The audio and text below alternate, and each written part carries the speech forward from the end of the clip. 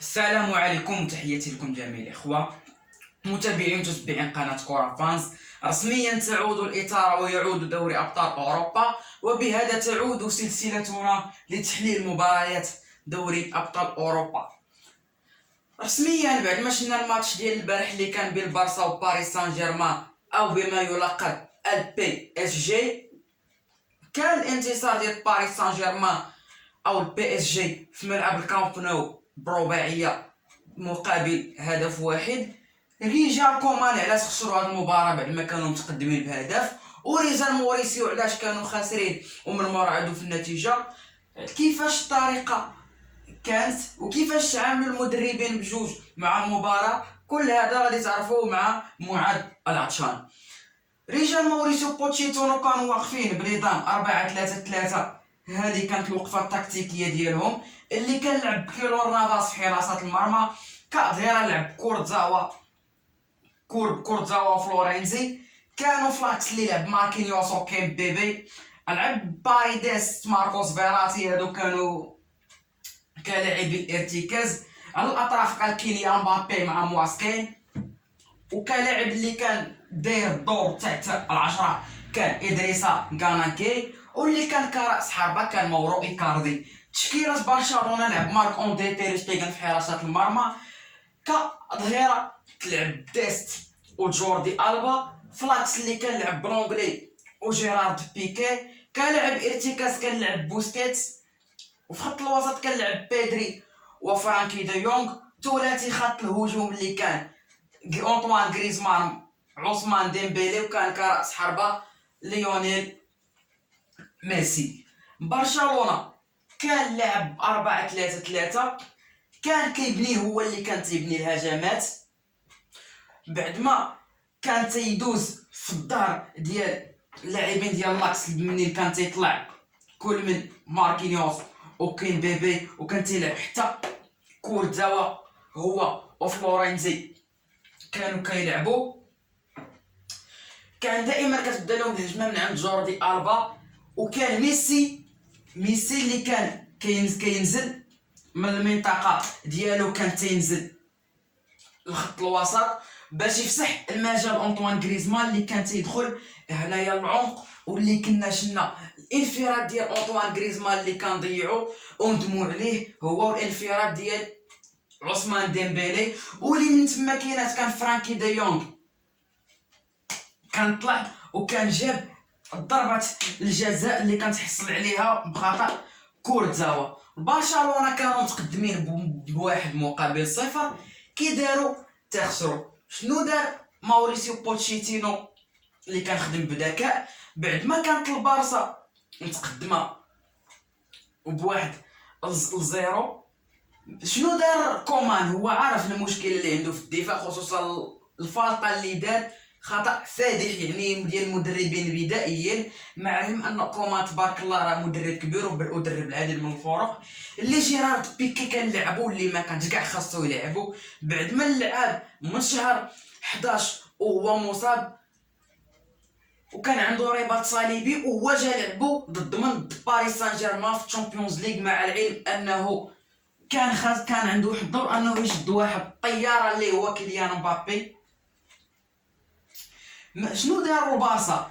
كانت البارسا كانت كتطلع بزاف، واللي كنا كنشوفوا باريس سان جيرمان منين كانت الهجمه كتكون عند البارسا كان كينزل ماركينوس اوكين بيبي، كان تيرجع فلورينزي وكورتزاوا، ماركوس فيراتي اللي كان كيلعب ان تروازيام جوار فلاكس، كان تيعاون الزملاء ديالو، كان كيرجع مبابي او ماسكين كانوا كيلعبوا في الارتكاز، وباريديس كان تيساعد فلورينزي وادريسا غاناكي كان دائما كيشد هاد البلاصه، الا مورو ايكاردي اللي كان كيبقى في الهجوم. واللي البارسا كانوا كيطلعوا تقريبا بالتمام والكمال. كانت شكون اللي كان تيكون واقف هنا؟ كان تيوقف لاعب واحد اللي كان مره كليمون لونغلي، ومرات تيكون جيرارد بيكي واللي كان سيرجينيو ديست كان تيطلع باش يساعد الزملاء ديالو في الهجوم اللي كل من عثمان ديمبيلي وانطوان غريزمان، واللي جوردي ألبا حتى هو كان تيطلع باش كيعطي التمريرات لبناء الهجمه. شنو كان دارت باريس سان جيرمان مع السرعه اللي عندهم؟ كانوا تقريبا كيرجعوا باكثر من 8 اللاعبين للوراء، من تما كانوا كيبنيو الهجمات، خصوصا بعد ما شفنا في الهدف الاول اللي كان هنا الصعود ديال كورتزاو اللي تقريبا اللاعبين ديال البارسا كاع كلهم كانوا في الدفاع، اللي كان واقف كليمون لونغلي وبوسكيتس اللي كرجع المساندات الدفاعيه، وكان هنايا جيرارد بيكي اللي كان شاد هاد البلاصه هادي، واللي كان هنايا سيرجينيو ديست اللي كان باغي يدير التسلل هو تير شتيغن، ولكن كيليان مبابي اللي كان خدم بعقلو، يعني من التمريره اللي جاتو طويله من الزميل ديالو ماركينوس، مبابي نسل قام بالمراوغه ديال كليمون لونغلي وسجل الهدف. بعد التسجيل ديال الهدف اللي كانت سجلاتو باريس سان جيرمان، شنو وقع للاف سي برشلونه؟ البارسا ما لعبوش مزيان، البارسا ما كانوش كيستغلوا الفرص، خصوصا بعد ما سجلوا الهدف الاول اللي لعبوا على المعنويات ديال باريس سان جيرمان، واللي شفنا الاخطاء اللي كانوا في الدفاع، واللي منهم الكره ديال انطوان غريزمان اللي كان زقلها راس مع كيليور نافاس، والتا ديال عثمان ديمبيلي اللي كان راس مع كيلور نافاس. بعد ما سجلات باريس سان جيرمان هدف يعني ارتاحوا، خصوصا انهم سجلوا هدف خارج ديار ديالهم، واللي في دوري ابطال اوروبا باش كيكون التعادل بين الفريقين كيشوفوا الاهداف خارج الديار، شحال ماركيتي في بلادك وشحال تماركي عليك، وشحال ماركيتي خارج بلادك وشحال تماركي عليك.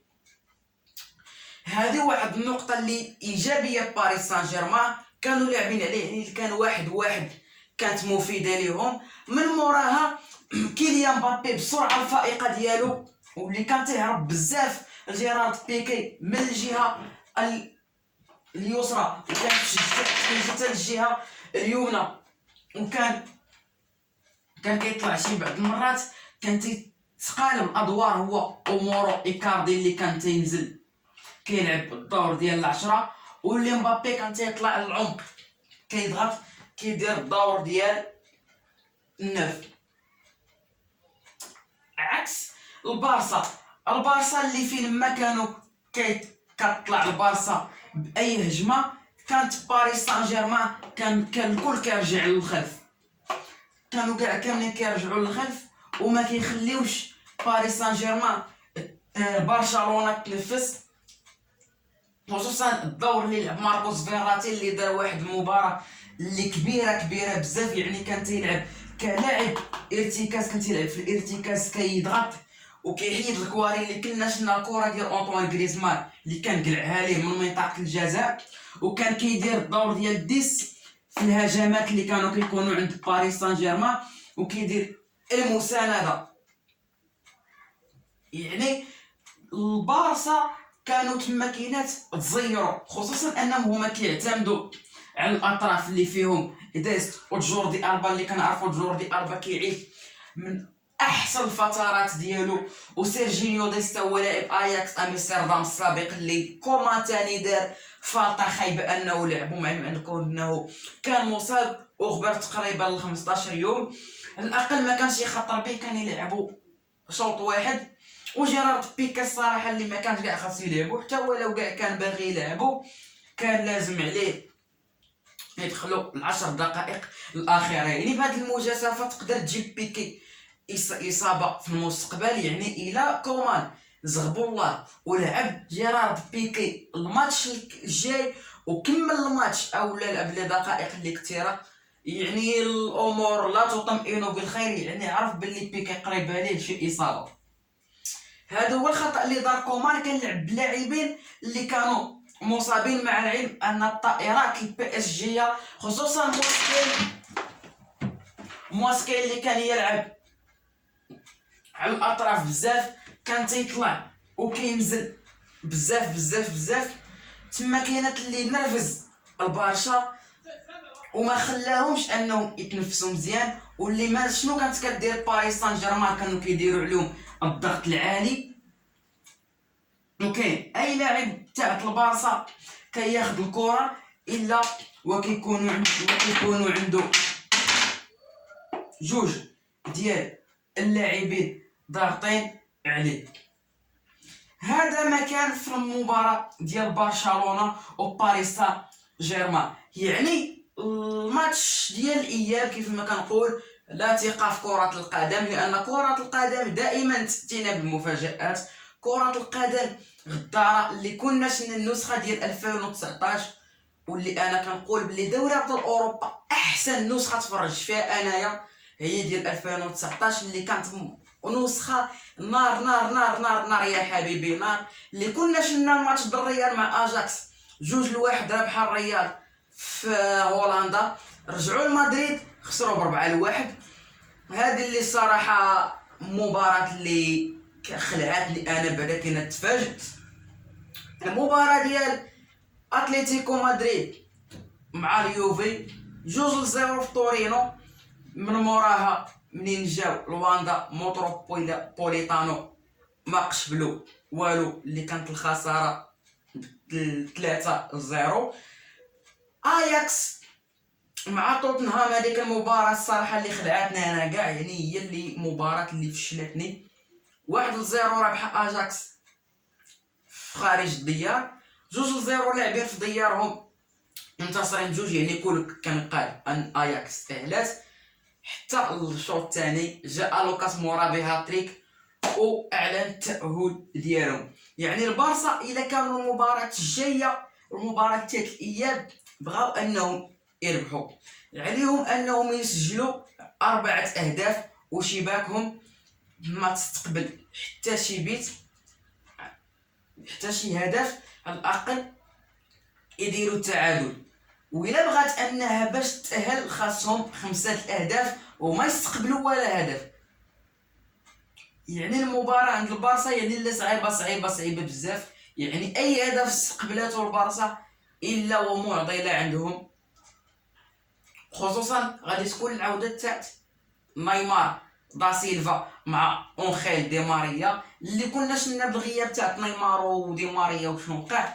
يعني المشكله البارسا كارثه اللي لازم البارسا يحسنوا الدفاع ويحسنوا الهجوم، يعني اللي خاصهم يكونوا يستغلوا الفرص. وهنا اللي بان ان كومان كان خاطئ في القرار ديالو بيع لويس سواريز، لان لويس سواريز كان دائما هو رجلها، كان دائما هو اللي كيجيب لهم الحلول. كان سواريز دائما هو اللي كيسجل، كيف كان ميسي كيف ما كانش كان تيخبر ميسي، ما كان حسو كاع بالغياب ميسي، عكس الان اللي بحضور ليونيل ميسي ولا شيء البارسا.